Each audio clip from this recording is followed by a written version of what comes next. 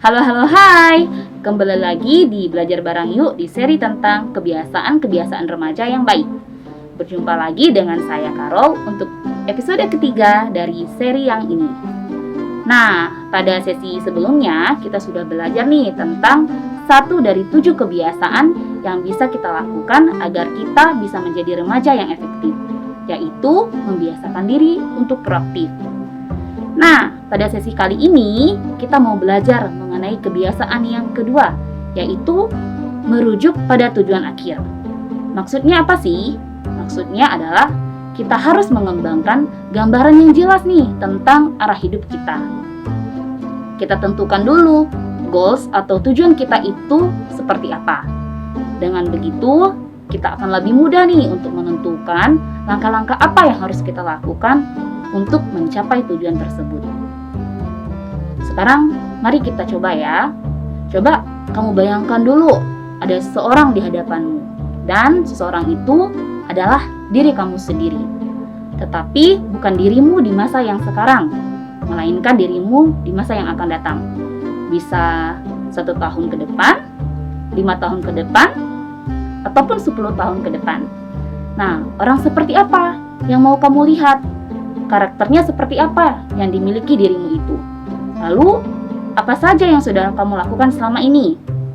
Oke, sekarang kita kembali ke realita. Setelah melihat hasil akhir yang kamu gambarkan, kamu mungkin akan lebih tahu tentang apa saja yang perlu kamu lakukan untuk bisa mencapai hal itu. Nah, inilah yang dimaksud dengan merujuk pada tujuan akhir. Lalu, kenapa ini penting sekali ya? Ada 2 alasan. Yang pertama, anggaplah kamu sedang berada di persimpangan jalan. Jalan yang kamu pilih akan mempengaruhi kehidupanmu selanjutnya. Misalnya, kamu memilih untuk tidak mengikuti pembelajaran dengan baik. Nah, kamu harus tahu dong konsekuensinya seperti apa. Terus, alasan kedua, jika kamu tidak bisa menentukan masa depan kamu sendiri, maka orang lain yang akan menentukannya. Misalnya, ketika orang tuamu bertanya, nanti kalau kamu kuliah, kamu mau ambil jurusan apa? Terus kamu nggak bisa jawab, atau mungkin kamu menjawab, terserah mama atau papa aja deh. Lalu kamu kuliah dengan jurusan yang orang tuamu pilih.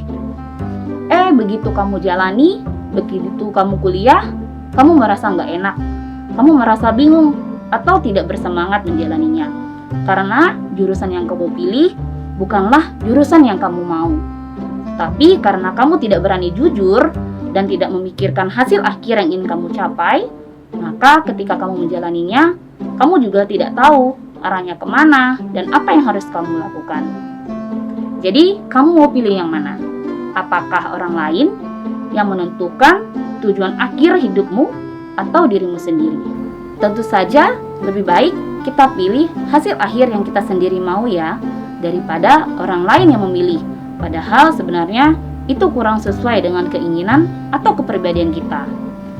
Nah, sekarang saya mau membagikan cara efektif untuk menentukan tujuan akhir, yaitu membuat pernyataan misi pribadi.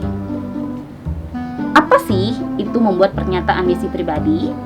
Pernyataan misi pribadi adalah seperti kepercayaan pribadi atau moto pribadi. Kamu bisa menuliskan pernyataan misi pribadi kamu. Misalnya, pernyataannya, bicaralah dengan perbuatan, bukan dengan sekedar kata-kata. Sebelum kamu mengubah orang lain, kamu dulu harus berubah. Nah, itu adalah contoh pernyataan misi pribadi. Pernyataan misi pribadi ini penting untuk membuatmu lebih sadar apa saja yang penting dalam hidupmu dan bisa membantumu membuat keputusan. Setelah membuat pernyataan misi pribadi, buatlah sasaran yang realistis dan spesifik. Sasaran apa yang bisa kita capai? Dalam mengejar sasaran, kita juga harus berpikir realistis. Misalnya, ketika nilai ulangan harian biologimu 50. Untuk ulangan harian selanjutnya, kamu mau nilai ulangan biologimu 100. Apakah itu realistis?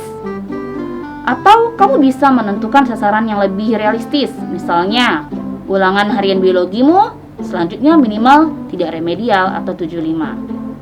Ulangan selanjutnya kamu tingkatkan lagi, misalnya targetnya 80 dan seterusnya. Sasaran juga lebih mudah dicapai jika kita melibatkan orang lain dalam mencapainya. Seperti memberitahukan sasaranmu kepada orang tuamu agar kamu bisa didukung oleh mereka. Nah, dalam mengejar sasaran, bisa saja kita merasa punya kelemahan yang menghambat kita. Tapi, kita juga bisa melibatkan kelemahan sebagai motivasi untuk berjuang lebih keras lagi, sehingga kelemahan itu menjadi kekuatan kita. Jadi, kesimpulannya, sebelum kita melakukan sesuatu, mari kita coba membiasakan diri untuk menentukan tujuan atau hasil akhirnya seperti apa. Dan tentu saja, hasil akhir yang ingin kita capai harus realistis. Nah, sekian pembahasan kita kali ini. Sampai bertemu kembali di kebiasaan yang ketiga untuk menjadi remaja yang efektif. Sampai jumpa. Jangan lupa untuk tetap sehat dan bahagia.